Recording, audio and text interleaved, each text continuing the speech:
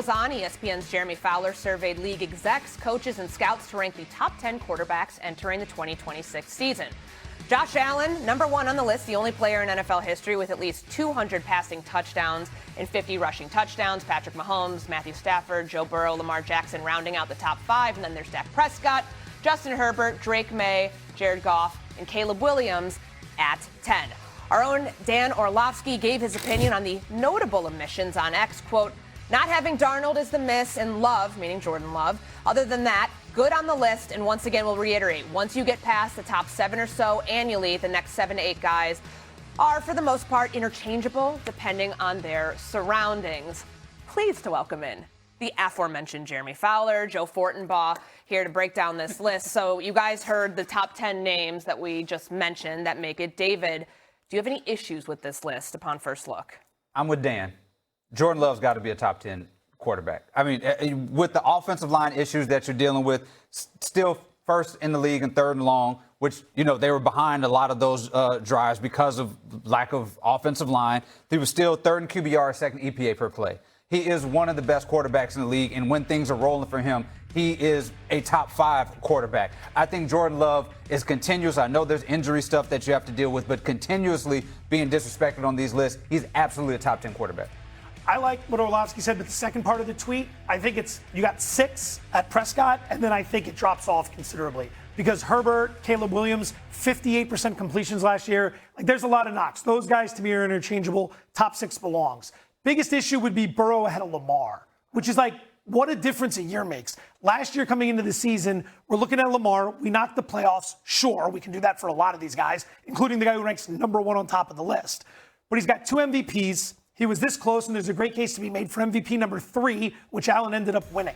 He's put up ungodly stats, and every time you talk to the players, who were not included in this from what I understand, the players routinely rank him as the top quarterback in the league because he's so difficult to defend. And yet now we move him to 5. Okay, fine, Stafford won MVP, Allen, Mahomes, I get it. But behind Burrow, what's his postseason success? Made a Super Bowl, yes, did not win a Super Bowl. On top of that, the injury concerns that plague Lamar plague Burrow just as much. So I think the 4-5 needs to be switched. Other than that, I mean, it's first take, so I could sit here and fight it all day, but that's the one that jumps out the most. Before we get to biggest snubs, I do want to drill down on Burrow ahead of Lamar. What's your reaction to hearing scouts and execs rank Burrow ahead of where Lamar Jackson is? Yeah, so when it comes to winning in the NFL, it's all about playing in the pocket, being a precision passer, and that's Joe Burrow. He's probably the very best in the league at that, so he kind of gets a pass. And it's interesting because some guys are injured, they don't get a pass. You know, we can get to the Jaden Daniels of the world that were top 5 last year, now all of a sudden they're not even on the list.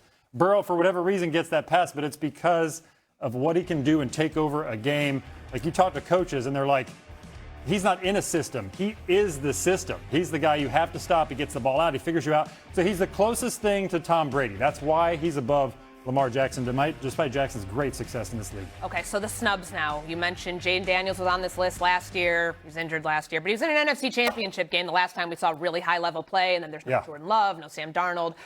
In your eyes, who was the biggest snub here? Yeah, because you saw Orlovsky's tweet. He's missing one guy, and that's Jaden Daniels, who was number 5 on the list last year. He's the player that when you talk to executives around the league, they point to him as somebody who's going to come back, who's going to be right back that high on that list if he's healthy. But it's a huge if, because pre-draft 2 years ago, that was the knock on him. He's slender. Can he stay healthy and be durable? That's still a big question mark. But if he does, watch out. He's going to put up huge numbers. He's going to be right back on that list. The upside there is fantastic. You saw it in year 1. But again, the injuries are the type of thing that's going to dog guys like him, but not dog Burrow, right? Like, the list, and this is the thing, to fairness, because you're going to probably take a lot of unwarranted heat for this.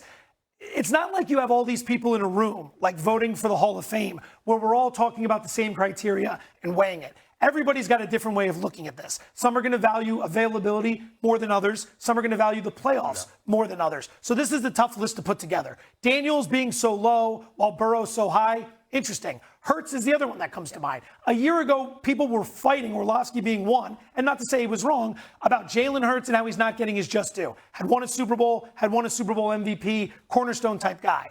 But he was also a guy who was probably ranked too high because nobody in the NFL had a better situation than him. Who else had a top 5 O-line, top 5 receiving unit, top 5 running back, top 5 tight end group, top 5 defense? He had it all, and he delivered with it. but now you saw it fall off a little bit last year, and now he's under the bus. I wonder if we've overcorrected that a little bit.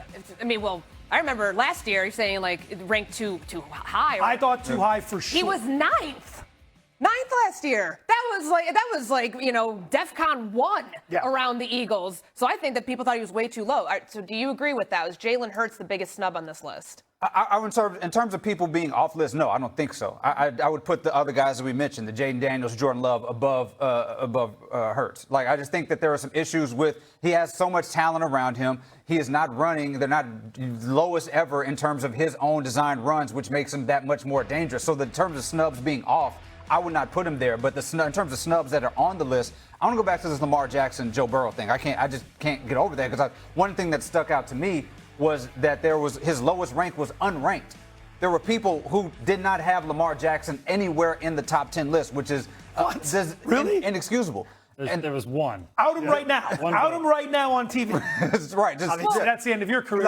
You're right. There's no excuse for that. Mm-hmm. If people are going to say that Joe Burrow is the system, give Lamar Jackson that receiving core, right? Give a bunch of these other guys. He has the best receivers in the league right now.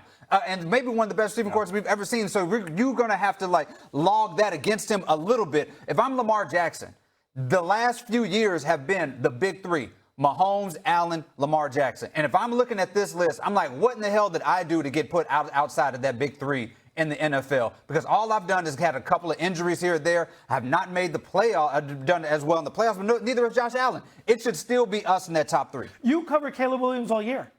Do you? 10, I think, is people buying the ceiling in the future, whereas the season was good. It was a good season, 58% completions. He was behind Dylan Gabriel in terms of completion percentage. Dylan Gabriel was a rookie in Cleveland who only lasted a handful of games. Yeah. So, I think that's a ranking based on what's coming, whereas a guy like Stafford gets dogged because he's too old.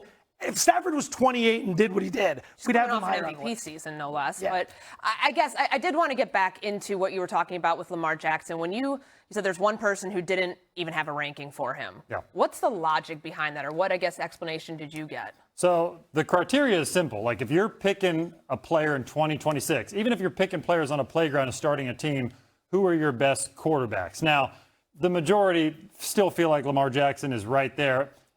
It's tough because this is a conversation about fear. If you're game planning against somebody, do you fear them? And Lamar Jackson is absolutely feared. The problem is 4,000 passing yard season in his career, which is 2024. So for better or worse, fair or not, some people didn't respect him as a pocket passer for years coming into the league. He did change that, but then he didn't build off it in 2025. And now he's getting to age 30. Can he run the same? Because when we talk about fear, that's where he scared you the most, is with his legs. So if he's going to be a quarterback that's not as fast as he gets older, then is he better than Joe Burrow? That's sort of the conversation. I mean, he's still routinely, when healthy, topping the QBR and completion percentage discussion. This is a guy who I can't believe we're still having a conversation of, does Lamar Jackson throw the ball well? This is the thing that he does. He throws it great, but does he throw it better than these 3-4 guys ahead of him? That's the conversation now.